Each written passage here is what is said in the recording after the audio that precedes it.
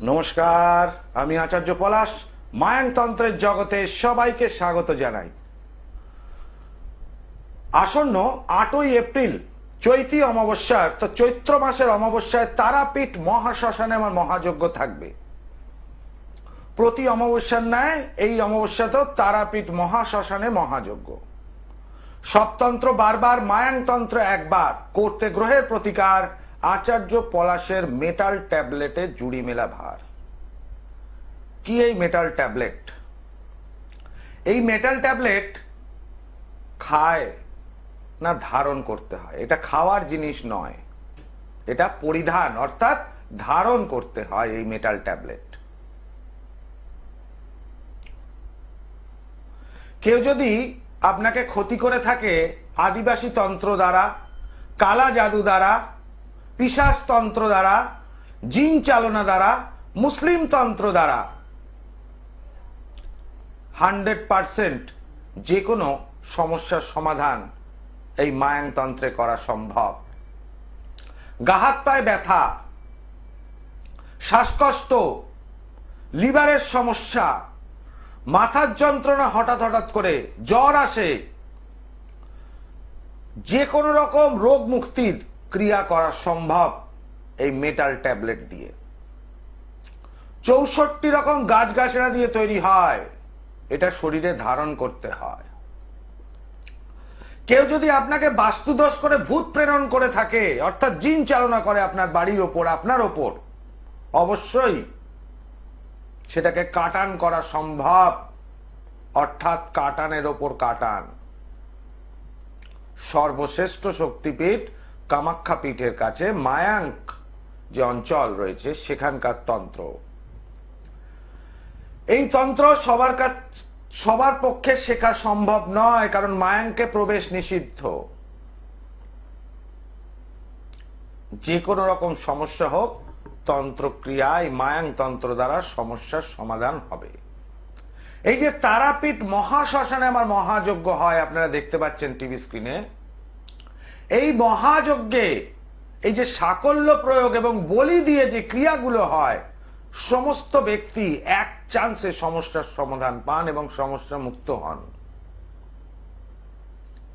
আমি আপনাদেরকে গ্লোব টিভির পর্দায় তৈলঙ্গ স্বামী এবং গুরু বামদেবের জীবন কাহিনী এবং তাদের মাহাত্ম্য সম্বন্ধে যখন আপনাদেরকে বলছি, তখন সাধক, ভারতবর্ষের যত সাধক আছেন সবার জীবন কাহিনী এবং তাদের জীবনী নিয়ে, তাদের ক্রিয়াকাণ্ড নিয়ে, তাদের সাধনার পথ নিয়ে আপনাদেরকে সমস্ত কিছু বলবো। তখন নিজের মধ্যেও কিছু সাধনার 1% হলেও থাকতে হবে। সেই জন্য মানুষকে সমস্যার সমাধান আগে করি, তারপর কাজের মূল্য নেই। জ্যোতিষটা আমার পেশা, আমার প্রফেশন। তন্ত্রটা আমার কাছে সাধনা। আমি যেটা এটা গ্লোব টিভির পর্দায় যে কথাটা আপনাদেরকে বলবো, সেই কথাটাই চেম্বারে রাখি। যারা এসছেন চেম্বারে প্রত্যেকটা লোক জানেন যে আমি যেটা টিভিতে বলি সেটা চেম্বারে করে দেখাই। কবজ তাবিজের জন্য কোনো মূল্য নিই না। আগে আপনারা সমস্যার সমাধান হবেন, অবশ্যই বলে দেবো আপনার সমাধান করতে কত খরচ হবে। সমস্যার সমাধান হওয়ার পর সেই মূল্যটা আমাকে দিয়ে যাবেন। যেটা আমি টিভিতে বলি সেটাই চেম্বারে করি। আজকে আমি বলবো রাশিফল। আজকের এপিসোড কিন্তু আমি রাশিফল নিয়ে আসবো। রাশিফলের প্রথম যে রাশিটা বলবো, এই 12টি রাশির এপ্রিল 2024 তুলা রাশির কিরকম যাবে। তুলা রাশির এপ্রিল 2024 যাবে। শত্রু জয়ী হতে পারেন, শত্রু বৃদ্ধি পাবে, তবে ধর্মত্যাগ না করলে শত্রুকে আপনি পরাজিত করতে পারবেন। শরীর স্বাস্থ্য ভালো থাকবে, তবে ব্যয় বৃদ্ধি হওয়ার সম্ভাবনা, হঠাৎ অর্থ প্রাপ্তির যোগ আছে। সুতরাং তুলা রাশির ক্ষেত্রে কিন্তু এপ্রিল 2024 মাসটি ভালো খারাপ মিশিয়ে, তবে ধর্মত্যাগ করলে হবে না। ধর্মত্যাগ মানে অনেস্টি, অর্থাৎ সততা রাখতে হবে। সততা রাখলে অতি অবশ্যই আপনি সমস্যার সমাধানে নিজেই পৌঁছতে পারবেন। এটা তুলা রাশির ক্ষেত্রে। তুলা রাশির পর আসছি বৃশ্চিক রাশির ক্ষেত্রে। বৃশ্চিক রাশির এপ্রিল 2024 কিরকম যাবে, অর্থাৎ 2024 এপ্রিল মাসে বৃশ্চিক রাশির থাকবে ভাগ্যের হানি ঘটতে পারে। ঋণ দিলে টাকা ফেরত নাও পেতে পারেন, ঋণ নিলে তা পরিশোধ করতে নাও পারেন। ব্যয় বৃদ্ধি পাবে, নিজের ওপর আত্মবিশ্বাস কমতে পারে, শরীর স্বাস্থ্য খারাপ যাবে। সুতরাং বৃশ্চিক রাশির জন্য কিন্তু এপ্রিল 2024টা এক মাস ভালো নয়। তুলা রাশির ক্ষেত্রেও কিন্তু মধ্যম প্রকার ফললাভ, তবে আত্মবিশ্বাস রাখতে হবে। ব্যয় বৃদ্ধি পেলেও সেই জায়গাটা আপনি ধরে রাখতে পারবেন তুলা রাশির ক্ষেত্রে। কিন্তু বৃশ্চিক রাশির ক্ষেত্রে চরম সময় খারাপ, এমনকি এই খারাপটা মার্চ মাস থেকেই দেখা যাবে। আমি বলে রাখি প্রত্যেকটা দর্শক বন্ধুকে যারা দেখছেন গ্লোব টিভির পর্দায় আমার অনুষ্ঠান, এই যে মার্চের শেষের দিকে এবং এপ্রিল মাস, একটা দুটো রাশি ছাড়া বাকি রাশিগুলোরই খারাপ যাবে, একদম পরিষ্কার কথা। কারণ গ্রহ এখন জোডিয়াকে যে অবস্থায় বর্তমান রয়েছে সেই অবস্থা থেকে ভালো ফল পাওয়ার খুব একটা আশা নয়। বৃশ্চিকের পর আসছি ধনু রাশিতে। ধনু রাশির এপ্রিল 2024 কিরকম যাবে।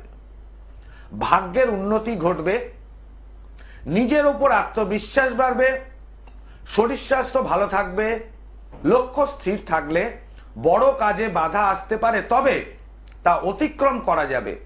পিতা মাতাকে নিয়ে উদ্বেগ কমতে পারে। সুতরাং এখানেও পিতামাতা তাছাড়া সন্তানকে নিয়েও কিন্তু এক্ষেত্রে উদ্বেগ বাড়বে। এই কথাটা লেখা হয়নি।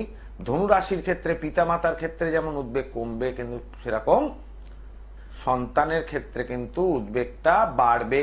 সন্তানকে নিয়ে চিন্তা ভাবনা হওয়ার একটা প্রয়োজন আছে, কারণ ধনু রাশির যারা সন্তান হবেন সেই সন্তানের আয় রোজগার উন্নতি বা দুর্ঘটনা পড়তে পারেন, এটা মনে রাখতে হবে ধনু রাশির সন্তানেদের।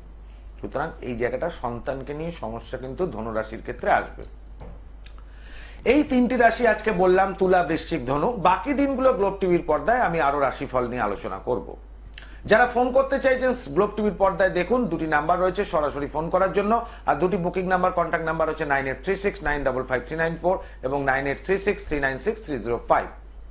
আমাকে অমাবস্যার আগে অর্থাৎ চৈতি অমাবস্যা 8ই এপ্রিলের আগে পেয়ে যাবেন কৃষ্ণনগর চেম্বারে 27শে মার্চ, অর্থাৎ দোলের পরই আমাকে পেয়ে যাবেন 27শে মার্চ কৃষ্ণনগরে। সাধারণত কৃষ্ণনগর চেম্বারটা আমার মাসের মঙ্গলবার দিন দেখে হয়, কিন্তু যেহেতু দোল এবং হোলি থাকার জন্য কিন্তু বিশেষ কারণে এটা শিফট হয়ে পরের দিন হয়েছে, বুধবার দিন আমাকে পেয়ে যাবেন 27শে মার্চ কৃষ্ণনগরে। জয় মা তারা। জয় মা তারা। বলুন, কে বলছেন, কোথা থেকে বলছেন? আমি মালদার থেকে বলছি, আর আমি নিজের সম্পর্কে জানবো আর কি। বলুন, আপনার নাম বলুন। পোখরাজ সিনহা। কি সিনহা? পোখরাজ? পোখরাজ সিনহা। পোখরাজ সিনহা। জন্ম তারিখ বলুন। 13-10-1986। টাইম বলুন। সন্ধ্যা 6টা 2। জন্মস্থান কোথায়? মালদা। প্রশ্ন কি? প্রশ্ন হচ্ছে মানে কেরিয়ারের বেটারমেন্ট কবে পাবো, কেরিয়ারের ব্যাপারে ভালো যোগাযোগ কখন পাবো, এটাই। আচ্ছা, এখন কি করছেন আপনি? এখন তো জব করছি আর কি, প্রাইভেট সেক্টরে। আপনি কেরিয়ার বেটারমেন্ট বলতে কি সরকারি চাকরির জন্য চিন্তা করছেন, এরকম কিছু? সরকারি চাকরির পরীক্ষাগুলো দিয়ে যাচ্ছি, মানে এটা ভালো কবে বা প্রাইভেটে যদি কোনো ভালো কিছু বেটার যোগাযোগ হয় সেগুলো কবে হবে বা কখন হবে। আচ্ছা, এই হচ্ছে আপনার প্রশ্ন। এইবার আসি আপনার ক্ষেত্রে বর্তমানে যে মহাদশা দিয়ে যাচ্ছেন সেটা শনির মহাদশা। আপনার হচ্ছে মেষ লগ্ন এবং কুম্ভ রাশি, তাই তো? জানেন এটা? হ্যাঁ। কুম্ভ রাশি শনির 7.5 থাকাতে, ঠিক আছে, বেটারমেন্টের জায়গাটা আসার সম্ভাবনা খুব ভালো হবে না। তার কারণ এখানে কুম্ভ রাশি শনির হলেও বৃহস্পতি এই স্থানে বক্রী অবস্থায় চন্দ্রযুক্ত অবস্থায় রয়েছে, ফলে জীবযোগের শক্তিটা একটু কম হলো, 1 নম্বর। 2 নম্বর, মঙ্গল তুঙ্গি থাকা ক্ষেত্র, মঙ্গল শনি ক্ষেত্র বিনিময় করেছে, এটা শুভকর, কিন্তু সেই শনির দৃষ্টি মঙ্গলের উপর প্রভাতে কর্ম নিয়ে একটা আপনার সবসময় উচ্চাকাঙ্ক্ষা সবসময় থেকে থাকে না?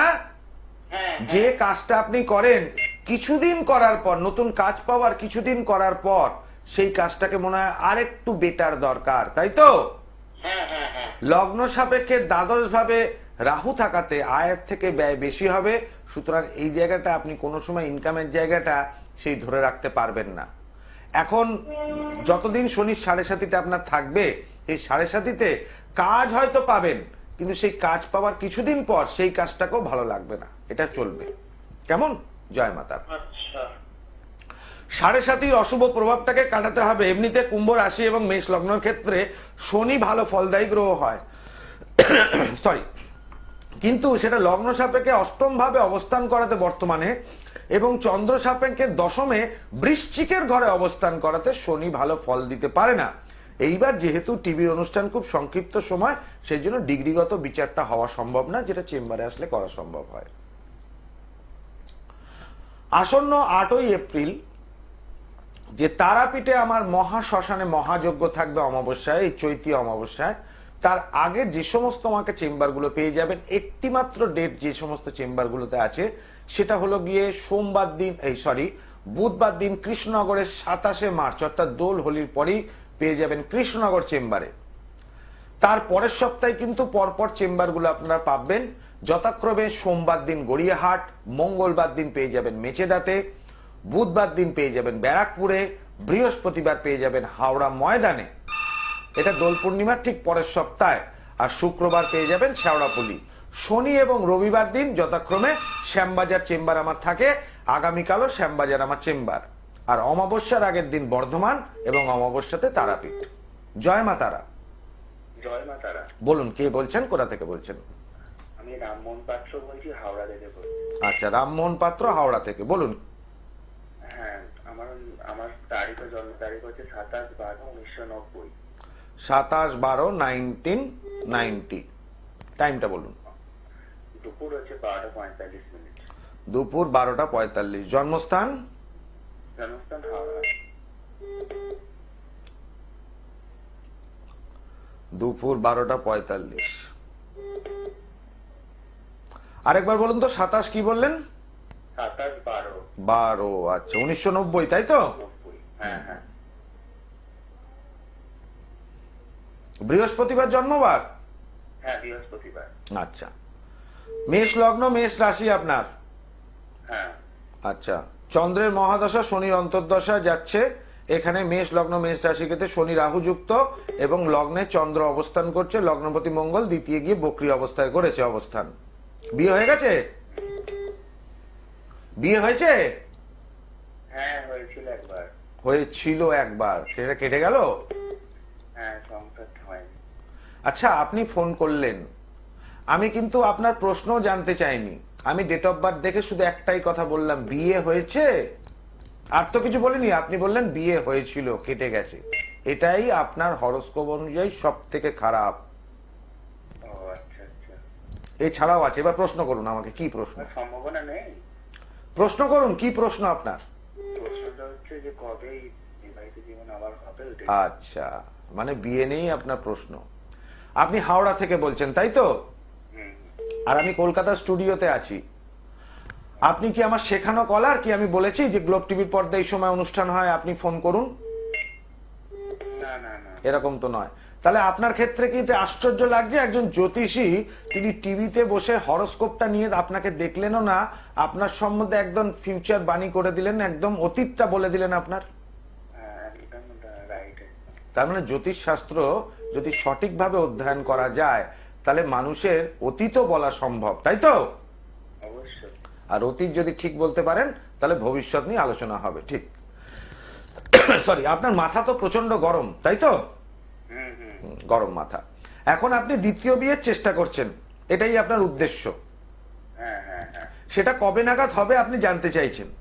হ্যাঁ হ্যাঁ। আচ্ছা, এইবার বলি আপনাকে, আপনার বর্তমান যে দশা দিয়ে যাচ্ছেন, সেই দশা অনুযায়ী কিন্তু বিবাহের যোগ চলছে। আচ্ছা। আপনার এই যে স্ত্রীর সাথে ছাড়াছাড়ি হয়েছে, এই বিয়েটা কি 2022 সালে হয়েছে না 2020 সালে হয়েছে? 20 বিয়ে হয়েছে। ডিভোর্স কত সালে হলো? এখন রানিং আছে, মানে এখনো ডিভোর্স মানে হয়নি, মানে আইনি ঝামেলা। এইটাই আমি বুঝতে পারছি যে এখনো পর্যন্ত আপনার ডিভোর্সের জট কাটেনি। না না না। কারণ আপনার যে দশায় আপনার দ্বিতীয় বিয়ে চিন্তা করাটাই তো উচিত না। আপনার প্রশ্ন আমার কাছে আসা উচিত কি কারণে, যে ডিভোর্সটা যত তাড়াতাড়ি হয়ে গেলে আপনি মুক্তি পাবেন, প্রথম বিবাহিত জীবনের অশুভত্ব থেকে মুক্তি পাবেন ডিভোর্স হয়ে গেলে, তাই তো? তারপর মনে করবেন গঙ্গা একটু স্নান করে আসি, তাই তো? হ্যাঁ হ্যাঁ হ্যাঁ একদম। এর জন্য বাবা আপনার মাঙ্গলিক দোষটাকে কাটাতে হবে, আচ্ছা মাঙ্গলিক দোষ। এবং প্রপার যদি কাটানো না হয় কোর্ট কেসে কিন্তু পরাজয়ের শিকার হবে, প্রচুর টাকা কম্পেনসেশন দিতে হবে। যদি ঠিক মতো কাটানো না হয় মাঙ্গলিক দোষ, তাহলে আপনার মাঙ্গলিক দোষ কাটানো ঠিক মতো না হয়, তার কারণ আপনার শনির সাথে রাহু অবস্থান করছে। সেই শনি রাহু অবস্থান করছে, শনির দৃষ্টি দ্বাদশ ভাবে পড়ছে আপনার লগ্ন এবং রাশির ক্ষেত্রে। সেই বৃহস্পতি কিন্তু নিচস্থ হয়ে গিয়েছে। তাহলে বৃহস্পতির ঘরে দৃষ্টি প্রদান করাতে অকারণে অর্থ ব্যয় থাকবে, এবং কোর্টের পেছনে প্রচুর খরচা হচ্ছে, কম্পেনসেশনও খরচা আছে। আগামী যে দশাগুলো যাচ্ছে না, দশাগুলো একদমই আপনার পক্ষে সুইটেবল নয়, বড় টাকা কম্পেনসেশন দিতে হতে পারে। মাঙ্গলিক দোষটা কাটাতে হবে প্রথম। দ্বিতীয় একটা গুরুচণ্ডাল দোষ আছে, এটাকেও কাটাতে হবে, নাহলে টাকা বেরিয়ে যাবে জলের মতো। উকিল খাবে, আবার আপনার প্রথম স্ত্রী খেয়ে নেবে। এর জন্য যোগাযোগ করতে হবে, ঠিক করা সম্ভব। কেমন? জয় মা। দর্শক বন্ধু, আমি সবাইকে চেষ্টা করি সমস্যার সমাধানটা করে দিতে। আগে আমি যদি দেখি যে সত্যিকারের খারাপ সময়, তবেই বলি আমার কাছে আসার জন্য, নচেত কিন্তু নয়। কারণ জ্যোতিষটা আমার পেশা, এটা আমার প্রফেশন। এর জন্য আমি ফিজ নিই আপনাদের কাছ থেকে, অর্থাৎ পারিশ্রমিক, দক্ষিণা নয়, এটা পারিশ্রমিক আমার। তন্ত্রটা আমার কাছে সাধনা, যার জন্য সমাধানের জন্য যদি কবচ তাবিজ কিছু প্রয়োজনীয় দিতে হয়, সেগুলো আগে প্রদান করি। সমস্যা মুক্ত হলে তবেই কিন্তু সেই মূল্য নিই আমি। যেটা আমি টিভিতে বলি সেটাই চেম্বারে করি। গ্লোব টিভির পর্দায় প্রতিদিন সন্ধ্যা 5:55 আমার অনুষ্ঠান থাকে। সাধক রামপ্রসাদ সেনের অনুষ্ঠান বা দিদি নাম্বার অনুষ্ঠানের শেষ হওয়ার পরই সরাসরি গ্লোব টিভি যদি আপনারা ঘোরান, তাহলে ভারতবর্ষের সাধকদের সম্বন্ধে আমি যে অনুষ্ঠান আপনাদেরকে তুলে ধরেছি, যে তাদের জীবন কাহিনী এবং বাণী বলবো, তার সঙ্গে আমি 4টে এপিসোড নিয়ে নিই রাশিফল বলার জন্য। আশা করি মনে হয় না কোনো জ্যোতিষী গ্লোব টিভির পর্দায় রাশিফল নিয়ে আলোচনা করে, একমাত্র আমি বলি। যাদের ভালো আছে বলে দিই, কারণ রাশিফলটা একটা ওভারঅল জিস্ট, এতে বাকি গ্রহগুলো কোন রকম ভাবে দেখা হয় না, বা গ্রহের ডিগ্রিগুলো দেখা হয় না। এই যে তারাপীঠে মহাশ্মশানে আমি মহাযজ্ঞ করি, আপনারা জায়েন্ট স্ক্রিনে দেখতে পাচ্ছেন। এই যে সামনে থালার উপর সাকল্যগুলো ফেলা রয়েছে, একটা সাকল্য শত্রু দমনের জন্য, একটা সাকল্য শত্রুর শরীরে জ্বালা পোড়া ধরিয়ে দেওয়ার জন্য, অর্থাৎ জ্বালা বান যাকে বলা যায়। বান কিভাবে মারতে হয় শত্রুর শরীরে, যে শত্রু আপনার ক্ষতি করেছে। আবার স্তম্ভন করা যায়, কেউ আপনার সাথে প্রচন্ড ঝগড়া করছে বা দেখে আপনার ভয় লাগে, তাকে স্তম্ভন ক্রিয়া করে আটকে দিতে হয়। এই চৈত্র মাস অশুভ মাস। এই অশুভ মাস কিন্তু যদি শুভ হয় কারোর, যার শেষ ভালো তার সব ভালো, এই কথা অনুযায়ী এই অশুভ মাসে কারোর যদি বিয়ে আটকানো থাকে, তাহলে সেটাকে অশুভটাকে খণ্ডন করা সম্ভব। এক চান্সে বিয়ে আটকানোটা খুলে যাবে। শত্রু বিনাশ, শত্রু দমন, সম্পর্কের উচ্চাটন, বিদ্বেষণ, স্বামী স্ত্রী বা প্রেমিক প্রেমিকার মধ্যে তৃতীয় ব্যক্তির প্রবেশ, কাটান চাটান, এই সমস্ত কাজগুলো 100% খুব ভালো এই চৈত্রী অমাবস্যার যোগে হয়। আর সোমবার যুক্ত অমাবস্যায় মহামৃত্যুঞ্জয় ক্রিয়ায় পূর্ণ সফলতা পাওয়া যায়। জয় মা তারা। হ্যালো স্যার, জয় মা তারা। বলুন, কে বলছেন, কোথা থেকে বলছেন? আমি অঙ্কিতা দেবনাথ, বেলগড়িয়া থেকে। বেলগড়িয়া থেকে অঙ্কিতা দেবনাথ। নিজের সম্বন্ধে জানবেন? হ্যাঁ হ্যাঁ, নিজের সম্বন্ধে জানবো। বলুন, জন্ম তারিখ বলুন। 23/9/2005। 23/9/2005। টাইমটা বলুন। রাত্রি 9টা 3। জন্মস্থান? জন্মস্থান নবদ্বীপ স্যার। 2005। 2005ই তো করলাম। 26/9/2005। না, 23/9/2005। কত? 23। ও 23rd। আচ্ছা, 23/9/2005, রাত্রি 9টা 3 মিনিট, তাই তো? হ্যাঁ স্যার। না না, হ্যাঁ স্যার, কোনটা? হ্যাঁ স্যার। হ্যাঁ স্যার, আচ্ছা, নবদ্বীপ। তা এখন বেলঘরিয়াতে থাকো, জন্ম নবদ্বীপে? হ্যাঁ স্যার। নবদ্বীপের কোথায়? নবদ্বীপের বাস স্ট্যান্ডের সঙ্গে একটা নার্সিংহোম আছে, দিলীপ চৌধুরী বলেছে। আচ্ছা, তাহলে ওটা কি তোমার মামার বাড়ি? আমার ঠাকুমার বাড়ি মামার বাড়ি দুটোই নবদ্বীপ। ও নবদ্বীপে। এখানে কি কর্মসূত্রে, বাবার কর্মসূত্রে আসা? হ্যাঁ, বাবা এখানে থাকে, হচ্ছে না আমরা থাকি। আচ্ছা, তোমার তো খুব জেদি তুমি, তাই না? এবং একগুয়ে, খুব রাগ, তাই তো? হ্যাঁ স্যার, আমার তো রাগটা বেশি। শুক্রবার জন্মবার? হ্যাঁ স্যার। কি করে বললাম মা তোমার রাগটা বেশি? স্যার আপনি সব জানেন, আপনার সেটাই মাঝে মাঝে সময় পেলে দেখি পড়াশোনার ফাঁকে ফাঁকে। আচ্ছা আচ্ছা, এখন প্রশ্ন কি বলো? স্যার আমি কি নিয়ে পড়লে আমার কেরিয়ারটা নিয়ে প্রশ্ন। আচ্ছা, কেরিয়ার নিয়ে প্রশ্ন। দেখো মা, কেরিয়ারটাকে তুমি তৈরি করবে মোস্ট মিডিয়াকার এরকম হিসাবে কেরিয়ার করতে চাইছো, না একটু হায়ার অনুযায়ী যেতে চাইছো? স্যার চেষ্টা করবো বাবা মার পাশে দাঁড়ানো, মানে উচ্চ মাধ্যমিক দিয়েছি এবছর। এবার তারপরে তো আমার- দেখো, এখানে বলে দিই, তোমার উচ্চ মাধ্যমিক অবধি ক্যালকুলেশন একরকম ভাবে হয়। আচ্ছা। আবার একটা হচ্ছে ক্লাস 8, একটা প্রাইমারি, একটা ক্লাস 8, একটা মাধ্যমিক, একটা উচ্চ মাধ্যমিক। উচ্চ মাধ্যমিকের পরেই আর চতুর্থ ভাবকে দেখা হয় না। চতুর্থ ভাব থেকে আমরা লোয়ার এডুকেশনটা দেখি। হায়ার এডুকেশন দেখতে গেলে ফিফথ হাউস অথবা পঞ্চম ভাব। সেই চতুর্থপতি পঞ্চমে যখন অবস্থান করছে বৃহস্পতি বুধ যুক্ত অবস্থা, এটুকু বলা যায় তোমার উচ্চ বিদ্যা প্রাপ্তি রয়েছে। কিন্তু ওই স্থানে কেতু অবস্থান করাতে উচ্চ বিদ্যায় প্রাপ্তিতে বাধাও আছে। শনির অবস্থান অনুযায়ী যেটুকু দেখা যাচ্ছে সেই অনুযায়ী তুমি সমস্ত কাজই করো, কিন্তু টাইম মেনটেন করতে পারো না। টাইমের একটু লেট হয়, হয় না? হ্যাঁ স্যার, টাইমটা নিতে হয়। আচ্ছা, এইবার বলো, তুমি কি এখন কলেজে পড়ছো না স্কুলেই আছো? তো উচ্চ মাধ্যমিক, তাই তো? আমি এবছর এইচএস দিলাম। এইচএস দিলে, তা কলেজে গিয়ে ইউনিয়ন করলে তুমি কিন্তু লিডারশিপ নেবার ক্ষমতা আছে তোমার মধ্যে, জানো তো? আছে তো? এবার এখনো তো কলেজে উঠিনি। হ্যাঁ, তাহলে মা এখানে উচ্চ বিদ্যার ক্ষেত্রে একটাই গ্রহ ডিস্টার্ব করছে, সেটা কেতু গ্রহটি।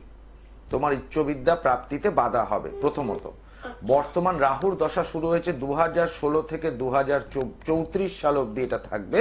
তো রাহু শনির এখন দশা অন্তর্দশা যাচ্ছে। উচ্চ বিদ্যা প্রাপ্তিতে এই রাহুর দশা কেতু থাকাকালীন রাহুর দৃষ্টি কেতুর উপর যখনই পড়ছে, তখন কিন্তু এই দশাতে একটা অশুভত্ব সম্ভাবনা রয়েছে। আংশিক কালসর্পদোষও রয়েছে, কিন্তু লগ্নপতি আংশিক কালসর্পদোষটাকে, মানে সম্পূর্ণ কালসর্পটাকে ভঙ্গ করেছে। ওই জন্য নিজের চেষ্টা যদি হয় তো সেক্ষেত্রে একটু দাঁড়ানোর সম্ভাবনা। আর একটা কথা বলি মা, প্রেম করার আগে 10 বার ভেবে প্রেম করো, নইলে ফুসলিয়ে কেউ নিয়ে চলে যাবে। কেমন? এবার উচ্চ বিদ্যা কোন লাইনে ভালো হবে সেটার জন্য ডিগ্রি দেখতে হয়। সেই ডিগ্রিটা টিভির সংক্ষিপ্ত সময় দেখা যায় না।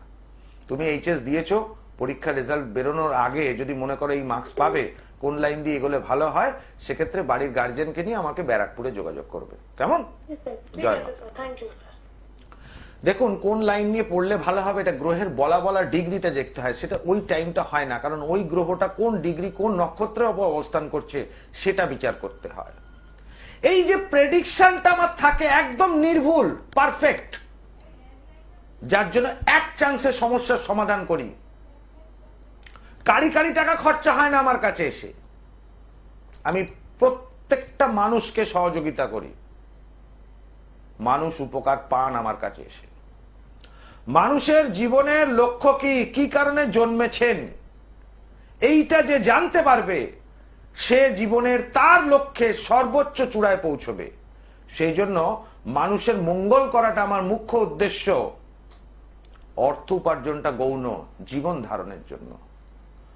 যার জন্য আমি আপনাদেরকে সমস্যার সমাধান আগে করি, এবং ভারতবর্ষের সাধকদের যখন বলছি আপনাদের গ্লোব টিভির পর্দায়, তখন নিজের মধ্যেও সেই সাধনার ভাবটা রাখছি, আপনাদের উপকার আগে দেব। আজকের মতো এখানে বিদায় নিচ্ছি। আবার আসবো আগামী দিন কোন লাইভ অনুষ্ঠান নিয়ে, বাকি রাশিফলগুলো বলবো। ওম সর্বমঙ্গল মঙ্গলে শিবে সর্বার্থ সাধিকে শরণ্যত্রম্বকে গৌরী নারায়ণী নমস্তুতে।